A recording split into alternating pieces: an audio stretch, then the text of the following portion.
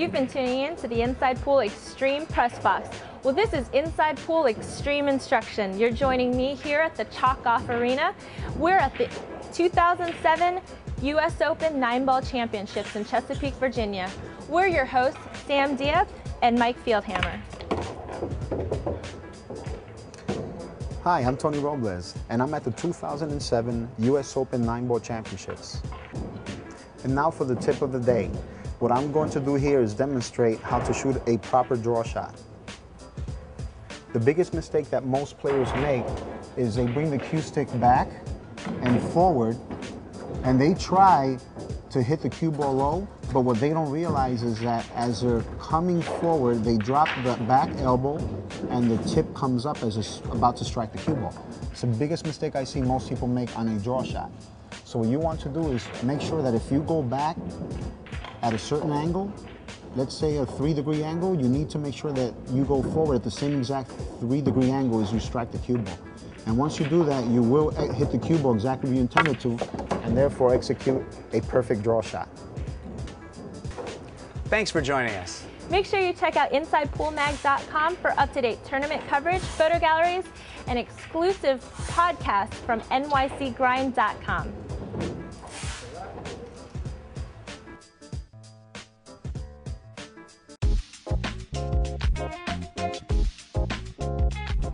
What's up? It's your boy Jerry T, and along with me is my good friend Larry Ross. Larry, I'm glad that you spent a couple minutes with me. It's always a pleasure to see you. Always a pleasure to see you, Jerry. No question. I've been seeing Larry around at all these professional events and local events since I was a young kid, since I was 12, 13 years old. And Larry's certainly a fixture of the pool world. What brings you back, coming, tournament after tournament, event after event? I'm always with my man Parika all the time. But aside from that, everybody is playing reasonably well at this tournament, and the game has gotten to a point where 9-ball is really becoming a little too easy for the quality of players we have today. And I think I mentioned this to you before, Jerry. I think somebody has to take the bull by the horn and make the game 10-ball.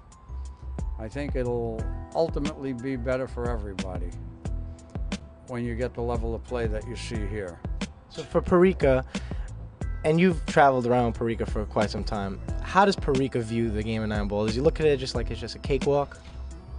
He looks at it, he looks at it not as a toy, but he looks at it as one game at a time, one ball at a time, and that's how all the Filipinos look at the game. So pretty much Parika looks at the game at one ball at a time, one game at a time, and he doesn't get too ahead of himself. Exactly. And I asked him at one point, how does he bear down and play hard for the money? And he said to me, it's one game at a time, and you play hard as you can till you get to the money. Then you have to play harder to continue in the money. Okay, well, I like that. He's been doing that for a lot of years. Okay, so in a nutshell, I definitely want to get your thoughts on the brackets, matchups, all that. But before we get into that, help the people who don't really know Parika know a little bit about Parika in 60 seconds. Jose Parika does have more titles and wins than anybody playing the game today, and probably anybody that played the game before. Total wins I'm talking about. Of course, there was a time when they said, and it was true, he was the best money player in the world. I think most people will agree to that even today. He's a little older now, a little slower now, but he can still get it done.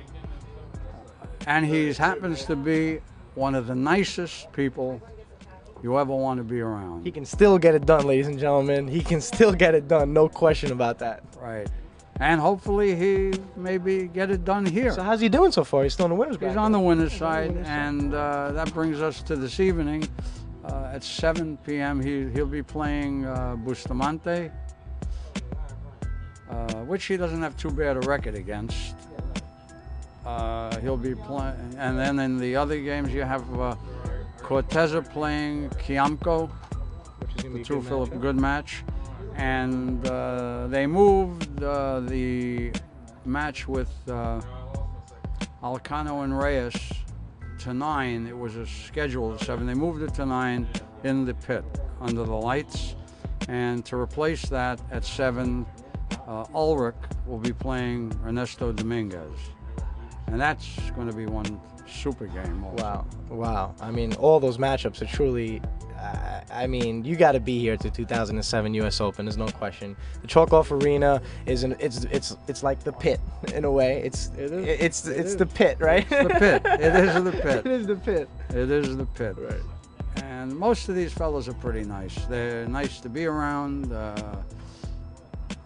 They just have a nice way about them for the most part. But of course, when they're on the table, enemies till the last ball falls. Yeah, no question. So you heard it from Larry Ross, been around the game for a long time. Basically, the bottom line is the Filipino contingent is here in full force. There's some unbelievable matchups here. And look out for Jose Perica. He's not done yet. He's still bringing the heat on the winner's side in the U.S. Open. He wants to let everyone know that he's not done with this game, no question. He's gunning for the green jacket.